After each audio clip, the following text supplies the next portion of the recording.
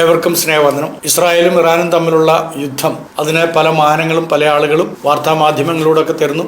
പല വാർത്തകളും നമ്മൾ കേൾക്കുമ്പോൾ നേരാണ്, സത്യമാണെന്ന് തോന്നിക്കുന്ന വിധത്തിലുള്ള വ്യാജ വാർത്തകളും വളരെ ശക്തമായി നമ്മുടെ സംസ്ഥാനത്ത് പടർന്നുകൊണ്ടിരിക്കുകയാണ്. അതിന് പ്രധാനപ്പെട്ട ഒരു കാരണം, ഇസ്രായേലിനെതിരെ നമ്മുടെ ആദരണീയനായ മുഖ്യമന്ത്രിയും അതുപോലെ തന്നെ PWD വകുപ്പിന്റെ മന്ത്രിയും സഖാവ് റിയാസും നടത്തിയതായിട്ടുള്ള ആ പരാമർശം തന്നെയാണ്. ആ പരാമർശത്തിൽ അവർ തെമ്മാടിക്കൂട്ടമെന്ന് ഇസ്രായേലിനെ വിളിച്ചപ്പോൾ അവർ മാധ്യമങ്ങൾക്ക് അനുവാദം കൊടുക്കുകയായിരുന്നു. ഇസ്രായേലിനെ ഏതെങ്കിലും തരത്തിൽ എവിടെയെല്ലാം ഇകഴ്ത്താൻ കഴിയുമോ ആ തരത്തിലൊക്കെ നിങ്ങൾ ഇകഴ്ത്തിക്കൊള്ളുക, അവരെ നമ്മൾ അംഗീകരിച്ചുകൂടാ എന്നുള്ള ഒരു സന്ദേശമാണ് കൊടുത്തുകൊണ്ടിരുന്നത്. അപ്പോൾ അതുകൊണ്ട് തന്നെ പല ഇല്ലാത്ത വാർത്തകളാണ്. ഇന്നലെയും മിനിഞ്ഞാന്നുമായിട്ട് ഞാൻ നമ്മുടെ അവിടെയുള്ള ഇസ്രായേലിൽ പാർക്കുന്ന നമ്മുടെ സഹോദരങ്ങളുമായിട്ടൊക്കെ ബന്ധപ്പെടുവാൻ ഇടയായിത്തീർന്നു. അവരുമായിട്ടൊക്കെ സംസാരിച്ച് ഗുഡ്നസ് TVക്ക് വേണ്ടിയിട്ട് ഞാൻ ഒരു ഇൻ്റർവ്യൂ അവിടെയുള്ള പ്രിയപ്പെട്ട അരുൺ വർഗീസ് എന്ന് പറയുന്ന കിഴക്കൻ്റെ തൂലിക എന്ന് പറയുന്ന വ്യക്തിയുമായിട്ട് ഞാൻ ഒരു ഇൻ്റർവ്യൂ നടത്തുകയുണ്ടായി. അതുപോലെ തന്നെ ഗുഡ്നസ് TV ഷൈനി ബാബുമായിട്ടും ഒരു ഇൻ്റർവ്യൂ നടത്തുകയുണ്ടായി. അപ്പോൾ അവരൊക്കെ വളരെ കൃത്യമായിട്ട് അവർ താമസിക്കുന്ന ഇടങ്ങളിലെ ടെൽ അവീവിലാണ് അരുൺ താമസിക്കുന്നത്. അതുപോലെ തന്നെ മറ്റൊരു ഭാഗത്ത് ഇപ്പോൾ യുദ്ധം ഏറ്റവും കൊടുമ്പിടി കൊണ്ടിരിക്കുന്ന ദേശത്ത് പാർക്കുന്ന വ്യക്തിയാണ് ഷൈനി ബാബു. അപ്പോൾ അവരൊക്കെ കൃത്യമായിട്ട് പറയുന്നത് അവരെല്ലാം സുരക്ഷിതരാണ്. അവിടെങ്ങും ഈ പറയുന്ന പോലെ കേരളത്തിൽ നിന്ന് വരുന്ന മലയാള വാർത്തകൾ പോലെ ഒന്നും തന്നെ ഇല്ല, ഭയപ്പെടാനായിട്ടൊന്നുമില്ല. അവരെല്ലാം സുരക്ഷിതരാണ്. അവർ സാമാന്യ രീതിയിൽ തന്നെ ജീവിക്കുന്നു, സാധാരണഗതിയിൽ അവർ പ്രവർത്തിക്കുന്നു. അവരുടെ പ്രവർത്തനങ്ങളിൽ നിന്നും അവർ മാറി നിൽക്കുന്നില്ല. പിന്നെ ചില സമയത്ത് അവർക്ക് വാണിംഗ് വരുന്നുണ്ട്. ആ വാണിംഗ് വരുന്ന സമയത്ത് അവർ ബങ്കറിലേക്ക് പോവുകയും അവരെല്ലാം സുരക്ഷിതരാണ്. പിന്നെ അവിടെ സംഭവിച്ച മരണങ്ങൾ, അതിനകത്ത് 2 കാരണങ്ങൾ അവർ ഊന്നി പറയുന്നുണ്ട്. ഒന്ന്, ചില ആളുകളൊക്കെ അതിൻ്റെ പ്രാരംഭ ദിവസങ്ങളിൽ അവർക്ക് അനൗൺസ്മെൻ്റ് ഒക്കെ കിട്ടിയാണ്, അവരോട് വാൺ ചെയ്താണ് ബങ്കറിലേക്ക് പോകാനായിട്ട്. പക്ഷേ സുരക്ഷിതമായ സ്ഥാനത്തേക്ക് പോകുന്നതിന് മുമ്പായിട്ട് അവർ നിന്നുകൊണ്ട് വീഡിയോ എടുക്കാനും മറ്റും ബാൽക്കണിയിൽ കയറി നിന്നതിൻ്റെ പശ്ചാത്തലത്തിലാണ് അവിടെ ബാലിസ്റ്റിക് മിസൈൽ വരികയും അങ്ങനെ അതിൻ്റെ പരിണതഫലമായിട്ട് അവിടെ ചില പ്രശ്നങ്ങൾ ഉണ്ടാകുകയും അവർ കൊല്ലപ്പെടുകയൊക്കെ ചെയ്ത്. വേറെ ചില ആളുകൾ അവർക്ക് വാണിംഗ് കിട്ടിയാലും അതിനെ സീരിയസ് ആയിട്ട് എടുക്കാത്തതിൻ്റെ ഫലമായിട്ടും കൂടിയാണ് അവിടെ കാഷ്വാലിറ്റീസ് ഉണ്ടായിരിക്കുന്നതെന്നാണ് അവിടെ നിന്ന് വരുന്നതായിട്ടുള്ള റിപ്പോർട്ടുകൾ. അതൊക്കെ നമുക്ക് വിശ്വസിക്കാവുന്നതായിട്ടുള്ള വാർത്തകളാണ് നമുക്ക് വന്നുകൊണ്ടിരിക്കുന്നത്. എന്നാൽ ഇറാനിൽ നമ്മുടെ ആളുകൾ താമസിക്കുന്നുണ്ട്, അവിടെ ജോലിക്ക് പോകുന്നുണ്ട്. പണ്ടൊക്കെ നമ്മൾ ആ ദേശത്തെ വിളിച്ചുകൊണ്ടിരുന്ന പേർഷ്യൻ രാജ്യമെന്നാണ്. ഒരു പക്ഷെങ്കിൽ കേരളത്തിൻ്റെ സാമ്പത്തിക ഭദ്രതയ്ക്ക് പ്രാരംഭ കാലഘട്ടത്തിൽ നമുക്ക് ഒരു സംസ്ഥാനമായതിനു ശേഷം ഏറ്റവും അധികം ആളുകൾ ഇവിടുന്ന് ജോലിക്ക് പോയൊരു സ്ഥലമാണ് പേർഷ്യ. പേർഷ്യക്കാരെന്നാണ് പൊതുവെ നമ്മുടെ നാട്ടിൽ നിന്ന് ഗൾഫ് മേഖലയിലേക്കൊക്കെ അന്ന് പോയ ഇറാനിലേക്കായിരുന്നു പോയിക്കൊണ്ടിരുന്നത്. അത് പേർഷ്യൻ രാജ്യമായിട്ടാണ് അറിയപ്പെട്ടിരുന്നത്. അന്നൊരു ഇസ്ലാമിക് റിപ്പബ്ലിക്കായിട്ടല്ല അത് തീർന്നത്. അതിന് മുമ്പുള്ള കാലഘട്ടത്തിൽ ഒരു മതസൗഹാർദ്ദ രാഷ്ട്രമായിരുന്നതുകൊണ്ട് എല്ലാവരും അവിടെ ജോലിക്ക് പോവുകയും അങ്ങനെ അവിടെ വളരെ നല്ല ഉയർച്ചകൾ ആ രാജ്യത്തിനും ആ രാജ്യത്തിൽ നിന്ന് നമുക്കുമൊക്കെ ഉണ്ടാകുവാൻ ഇടയായിത്തീർന്നുണ്ട്. എന്നാൽ ഇന്ന് അതിൻ്റെ അവസ്ഥകളൊക്കെ മാറി അതൊരു ഷിയ നിയന്ത്രണത്തിലുള്ള രാജ്യമാണ്. ലോകത്തിലെ ഷിയാക്കൾ ഭരിക്കുന്ന ഭൂരിപക്ഷമുള്ള ഒരു പ്രധാനപ്പെട്ട രാജ്യമാണ് ഇറാൻ എന്ന് പറയുന്നത്. അതുകൊണ്ട് തന്നെ ഇറാൻ ഇസ്രായേലിന് മാത്രമല്ല, അത് ഇസ്ലാമിക രാജ്യങ്ങൾക്കും വളരെ ത്രട്ടനാണ്, വളരെ ഭീഷണിയാണ്. അയൽ രാജ്യങ്ങളായിട്ടുള്ള ഇസ്ലാമിക രാജ്യങ്ങളൊന്നും തന്നെ അവരുമായിട്ട് സഖിത്വം നിലനിർത്തുന്നില്ല എന്നുള്ളതും നമുക്ക് മനസ്സിലാക്കാൻ സാധിക്കുന്നുണ്ട്. കൂടാതെ ഇറാനും സൗദി അറേബ്യയും കൂടെ പ്രോക്സി വാർ, നിഴൽ യുദ്ധങ്ങൾ പല കാലഘട്ടത്തിൽ നടത്തിയിരുന്നു. അന്ന് ഈ സൗദി അറേബ്യയെ സഹായിച്ചത് ശരിക്കും ഇസ്രായേലാണ്. അതുകൊണ്ട് തന്നെയാണ് ഇസ്രായേലിനോടൊപ്പം ഇന്നും ഈ സൗദി അറേബ്യ നിൽക്കാൻ ഇടയായിത്തീരുന്നത്. അതുകൊണ്ട് ഇവിടെയുള്ള മുസ്ലിം സഹോദരങ്ങളെ സംബന്ധിച്ച് ഇറാനിൽ എന്ത് സംഭവിച്ചാലും അത് അവരെ ബാധിക്കുന്ന കാര്യമേ അല്ല. അത് മനസ്സിലാക്കാതെയാണ്, അതിൻ്റെ അത്രത്തോളം ചിന്തിക്കാനുള്ള മൂളയില്ലാഞ്ഞുകൊണ്ടാണ് 2 മന്ത്രിപ്രമുഖന്മാർ ഇത്തരത്തിലുള്ള വിടുവായ്ത്തരം അടിക്കാൻ ഇടയായിത്തീർന്നത്. ഇപ്പോൾ അവർ അതിനെക്കുറിച്ച് ഖേദിക്കുന്നുണ്ട്. മാത്രമല്ല, ഇവിടെ മത്സരം നടക്കുകയാണ് നിലമ്പൂർ മേഖലയിൽ. ആ നിലമ്പൂരിൽ മത്സരിക്കുന്ന അവരുടെ ആള് പരാജയപ്പെട്ടാലും കുഴപ്പമില്ല എന്ന ധാരണയോടുകൂടിയാണ് ഇത്തരം വിടുവായ്ത്തരമൊക്കെ വിട്ടിരിക്കുന്നതെന്ന് അവരുടെ കൂട്ടത്തിൽ തന്നെയുള്ള ആളുകൾ നിരീക്ഷിക്കുന്നുണ്ട്. ഏതായാലും അതവിടെ നിൽക്കട്ടെ. അപ്പോൾ ഇസ്രായേൽ സർക്കാർ വിശ്വസിക്കുന്നത് എന്താണെന്ന് വെച്ച് കഴിഞ്ഞാൽ, ഇസ്ലാമിക് റിപ്പബ്ലിക് ഓഫ് ഇറാൻ ആണവായുധങ്ങൾ വികസിപ്പിച്ചെടുത്താൽ ഇസ്രായേലിൻ്റെ തന്നെ നിലനിൽപ്പ് വളരെ ഗുരുതരമായ അപകടാവസ്ഥയിലാകുമെന്നും ഇറാനിൽ നിന്നുള്ള സാധ്യമായ ആണവ ആക്രമണത്തിൻ്റെ ആദ്യ ലക്ഷ്യമെന്ന് പറയുന്നത് ഈ ഇസ്രായേൽ ആയിരിക്കുമെന്നും അവർ വിശ്വസിക്കുന്നുണ്ട്. ഇറാന്റെ ആണവ കേന്ദ്രങ്ങളിൽ ഇസ്രായേലിന്റെ മുൻകൂട്ടിയുള്ള ആക്രമണത്തിന്റെ കാരണമായി ഇസ്രായേലിന്റെ പ്രധാനമന്ത്രി ബെഞ്ചമിൻ നെതന്യാഹു വളരെ ഔദ്യോഗികമായ പ്രസംഗങ്ങളിൽ ഇങ്ങനെ പറയുകയുണ്ടായി. ഇറാന്റെ ആണവവൽക്കരണത്തിന്റെ അപകട സാധ്യതയുമായി താരതമ്യപ്പെടുത്തുമ്പോൾ മറ്റുള്ള എല്ലാ അപകട സാധ്യതകളെക്കാളും ഇത് വളരെ ഗുരുതരമാണ്. മറ്റ് അപകട സാധ്യതകളെല്ലാം വളരെ നിസ്സാരമായിട്ടാണ് അവർക്ക് കാണുന്നത്. അതുകൊണ്ടാണ് ഹമാസുമായിട്ടുള്ള യുദ്ധവും അതുപോലെ ഹൂത്തികളുമായിട്ടുള്ള യുദ്ധത്തിലുമൊക്കെ ഇസ്രായേലിന് യാതൊരു ബുദ്ധിമുട്ടുമില്ലാതെ അവർക്ക് വിൻ ചെയ്യാനായിട്ട് സാധിച്ചു. അപ്പം ആണവ ആയുധങ്ങൾ ശേഖരിച്ച് വെച്ചിരിക്കുന്ന, ഇപ്പോൾ ശേഖരിക്കാവുന്നത് അതിൻ്റെ 4 ഇരട്ടി ഇപ്പോൾ തന്നെ ശേഖരിച്ചു. അത് 60% ഉണ്ട്.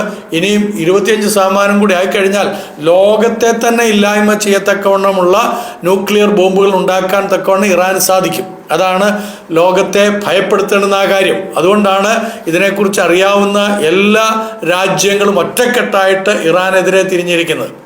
എന്തുകൊണ്ടാണ് ഇസ്ലാമിക രാജ്യങ്ങളൊന്നും തന്നെ, പ്രത്യേകിച്ച് അയൽ രാജ്യങ്ങളൊന്നും തന്നെ ഇറാന് സപ്പോർട്ടില്ലാത്തത്? കാരണം ഇറാന്റെ തോന്നിവാസം ഏത് സമയത്തും ആയുധങ്ങളൊന്നുമില്ലാത്ത മുസ്ലിം രാജ്യങ്ങളെ നശിപ്പിക്കുമെന്നുള്ളത് അയൽവാസികളായിട്ടുള്ള മുസ്ലിം രാഷ്ട്രങ്ങൾക്കറിയാം. അതുകൊണ്ടാണ് സുന്നികളായിട്ടുള്ള അത്തരക്കാർ ഈ ഷിയാക്കളുമായിട്ട് ഒരിക്കലും കൂട്ടുകൂടാൻ പാടില്ല എന്നുള്ളതുകൊണ്ട് അവർ മാറി നിൽക്കുന്നു. അപ്പോൾ ഇവിടെ ഒരു കാര്യം നമ്മൾ ഓർക്കണം, കേരളത്തിലെ ജനത മനസ്സിലാക്കുന്ന ഒരു കാര്യം, ഇറാനിലുള്ള മുസ്ലിം സഹോദരങ്ങളുമായിട്ട് കേരളത്തിലുള്ള മുസ്ലിം സഹോദരങ്ങൾക്ക് ആ 3 സ്ഥലങ്ങളിൽ മാത്രമേ അവർക്ക് അവരൊരാളുള്ള ഷിയാക്കളുള്ളൂ. ഒന്ന് കോഴിക്കോട്, മറ്റൊന്ന് എറണാകുളത്ത്, വേറൊന്ന് തിരുവനന്തപുരം. ഈ 3 ജുമാ പള്ളികൾ മാത്രമേ ഷിയാക്കൾക്കുള്ളൂ. കുറച്ച് മെമ്പേഴ്സ് മാത്രമേ അവർക്കുള്ളൂ. ബാക്കിയെല്ലാം തന്നെ സുന്നികളാണ്. സുന്നികളും ഷിയാക്കളും തമ്മിൽ ഒരു കാലത്തും യോജിച്ചു പോവുകയില്ല. അവരെത്ര ഇസ്ലാമിക കാര്യങ്ങൾ പറഞ്ഞാലും. അതിന് നല്ലൊരു ഉദാഹരണം ഞാൻ പറയാം. സുന്നികളും മുജാഹിദുകളും ഒക്കെ ഉപയോഗിക്കുന്ന ഖുറാനിൽ 6666 ആയത്തുകളാണുള്ളത്. അതിനകത്ത് 423 ആയത്തുകൾ നഷ്ടമായിട്ടുണ്ട്. ബാക്കിയുള്ള ആയത്തുകളേ ഉള്ളൂ. അത് ആയിഷ ബീബിയുടെ മൃഗം തിന്നു എന്നാണ് സഹീഹായിട്ടുള്ള ഹദീസുകളിൽ നിന്ന് നമുക്ക് മനസ്സിലാക്കാൻ സാധിക്കുന്നത്. എന്നാൽ ഷിയാക്കളെ സംബന്ധിച്ചിടത്തോളം അവർക്ക് 17,000 ആയത്തുകളാണ് ഇറങ്ങിയിരിക്കുന്നത്. മാത്രമല്ല അവർ അലി റാവിയുടെ പിന്തുടർച്ചക്കാരാണ്. അലി റാവിയെ ഇവിടുത്തെ സുന്നികൾ അംഗീകരിക്കുന്നില്ല. അതുകൊണ്ട് തന്നെ ആ കാലഘട്ടത്തിൽ, അഥവാ അലി റാവിയും അതേപോലെ നബി തിരുമേനിയുടെ അനേക ഭാര്യമാരിൽ ഇളയ ഭാര്യയായിരിക്കുന്ന ആയിഷ ബീബിയും തമ്മിൽ വലിയ യുദ്ധമുണ്ടായി. ഈ വലിയ യുദ്ധമുണ്ടായ സമയത്ത്, അതായത് അലി എന്ന് പറയുന്നത് നബി തിരുമേനിയുടെ മരുമകനാണ്, അതേസമയം ആയിഷ ബീബി എന്ന് പറയുന്നത് നബി തിരുമേനിയുടെ ഭാര്യയാണ്. അപ്പം ആയിഷ ബീബി എന്ന നബിയുടെ ഭാര്യയും അദ്ദേഹത്തിൻ്റെ മരുമകനും തമ്മിൽ ദീർഘകാലം യുദ്ധമുണ്ടായി. അതിനെയാണ് കാമൽ വാർ അല്ലെങ്കിൽ ഒട്ടക യുദ്ധം എന്ന് പറയുന്നത്. ഏകദേശം 90,000 മുസ്ലിംസ് ആണ് 2 പക്ഷത്തു നിന്നായിട്ട്, അലിയുടെ പക്ഷത്തു നിന്നും ആയിഷ ബീവിയുടെ പക്ഷത്തു നിന്നുമായിട്ട് അന്ന് കൊല്ലപ്പെട്ടത്. അപ്പോൾ അന്നേ തുടങ്ങിയ യുദ്ധങ്ങളാണ് ഇന്നും അത് തുടർന്നുകൊണ്ടിരിക്കുന്നു. നമുക്കറിയാവുന്ന പോലെ വെള്ളിയാഴ്ച ജുമയെല്ലാം കഴിഞ്ഞതിന് ശേഷം ഷിയാക്കളുടെ പള്ളികളിലേക്ക് ഇവർ കൊണ്ടുപോയി ഒരു ചെറിയ ബോംബ് നമ്മുടെ നാട്ടിൽ പടക്കം പൊട്ടിക്കുന്ന പോലെ കൊണ്ടുവന്നെറിയും. ആ എറിയുന്ന സമയത്ത് ഒരു 10-80, 120, 150 പേരൊക്കെ കൊല്ലപ്പെടും. അവിടുന്ന് തിരിച്ചും ഇങ്ങോട്ടും അതേപോലെ ഒരെണ്ണം വിടും. അത് സ്വാഭാവികമായിട്ട് നടന്നുകൊണ്ടിരിക്കുന്ന ഒരു കാര്യമായതുകൊണ്ടാണ് നമ്മുടെ ഇവിടുത്തെ മാധ്യമങ്ങളൊന്നും തന്നെ ഒരു വാർത്തയാക്കാത്തത്. അതൊരു വലിയ വാർത്തയായിട്ടൊന്നും അവരാരും കാണുന്നില്ല. കാരണം അത് സ്ഥിരം നടക്കുന്ന ഒരു കാര്യമാകുമ്പോൾ പിന്നെ അതെങ്ങനെയാണ് വാർത്തയാകുന്നത്? ഇസ്രായേലാണ് തെമ്മാടിത്തരം കാണിക്കുന്നതെന്ന് പറയുന്ന ആളുകൾ ഓർത്തുകൊള്ളണം. ഈ തെമ്മാടിത്തരം ലോകത്തിൻ്റെ എല്ലാ ഭാഗത്തും ഒരു കൂട്ടർ ചെയ്യുന്നുണ്ട്. അതിനെക്കുറിച്ച് പറയാനായിട്ട് നിങ്ങളുടെ നാവ് പൊങ്ങുകയില്ല. അതിൻ്റെ കാരണം എന്താണെന്ന് വെച്ച് കഴിഞ്ഞാൽ നിങ്ങൾക്ക് അങ്ങനെ പറയാനുള്ള അധികാരവുമില്ല, അവകാശവുമില്ല, അതിന് ഭയവുമാണ്. ഇല്ല എങ്കിൽ നിങ്ങളൊന്ന് തെളിയിച്ചതാണ്. അത്രേ എനിക്ക് ഈ കാര്യത്തോടു കൂടെ പറയാനുള്ളൂ. അപ്പം ഈ ഇസ്രായേൽ എന്തുകൊണ്ടാണ് ഇപ്പോൾ കയറി യുദ്ധം ചെയ്തത്? അതിൻ്റെ കാരണം വളരെ കൃത്യമായിട്ട് അവർ പറയുകയാണ്. ആ അണുവായുധങ്ങൾ നിർമ്മിക്കുന്ന ഈ ഇറാനെ ആദ്യമായിട്ട് അത് പ്രയോഗിക്കുക എന്ന് പറയുന്നത് ഇസ്രായേലിലായിരിക്കും. അതുകൊണ്ട് അവരുടെ സ്വയരക്ഷ എന്ന് പറയുന്നത് അവരുടെ ഏറ്റവും പ്രധാനപ്പെട്ട ഒരു ഘടകമാണ്. അതിനെ എങ്ങനെ നിങ്ങൾക്ക് തള്ളിപ്പറയാനായിട്ട് സാധിക്കും? ഇപ്പം പാകിസ്ഥാനിൽ അവരും ന്യൂക്ലിയർ ബോംബൊക്കെ ഉണ്ടാക്കി വെച്ചിട്ടുണ്ട്. പക്ഷേ ഇന്ത്യ ഒരു പ്രബല ശക്തിയാണ് എന്നുള്ളത് അവർക്കറിയാവുന്നതുകൊണ്ടാണ് അത്തരത്തിലുള്ള കാര്യങ്ങളൊന്നും അവർ പ്രയോഗിക്കാത്തത്.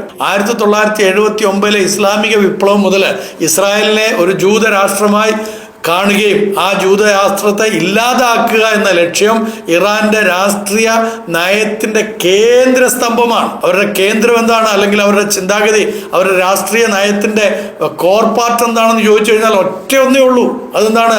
ഇസ്രായേൽ എന്ന് പറയുന്ന രാഷ്ട്രം ഇല്ലാതെയായി തീരുക, അവരെ മുടിച്ചു കളയുക. 83-ാം സങ്കീർത്തനമാണ് എൻ്റെ മനസ്സിൽ കൂടെ വരുന്നത്. 3065 വർഷങ്ങൾക്ക് മുമ്പ് ദാവീദ് എന്ന് പറയുന്ന കിങ് ഡേവിഡ് വളരെ കൃത്യമായിട്ട് ചമച്ചു വെച്ച, അന്ന് ഇസ്രായേലിലെ രണ്ടാമത്തെ രാജാവായിട്ട് വാഴുന്ന ഈ പറയുന്ന സ്ഥലത്ത് യെരുശലേമിൽ തന്നെ രാജാവായിട്ട് വാഴുന്ന വ്യക്തി എഴുതി വച്ചിരിക്കുകയാണ്. എന്താണ് എഴുതി വച്ചിരിക്കുന്നത് അറിയാമോ? ഇസ്രായേൽ ഒരു രാജ്യമായിരിക്കാതെ വണ്ണം നാം അവരെ മുടിച്ചു കളയുക.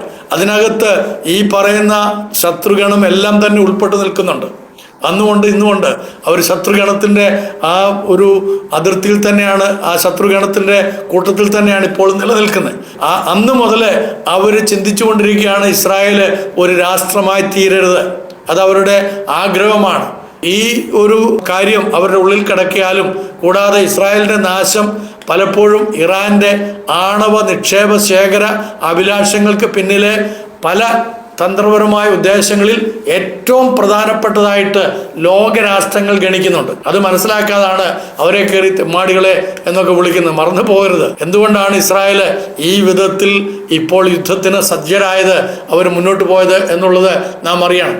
അപ്പം ഇസ്രായേലിനെ ആക്രമണ ഭീഷണികൾക്കിടയിൽ അല്ലെങ്കിൽ ഇസ്രായേൽ ആക്രമിക്കും, തിരിച്ചടിക്കും എന്നൊക്കെ പറഞ്ഞപ്പോൾ ഇസ്രായേലിനെതിരെയും അതേപോലെ തന്നെ ഇസ്രായേലിനോടൊപ്പം ചേരുക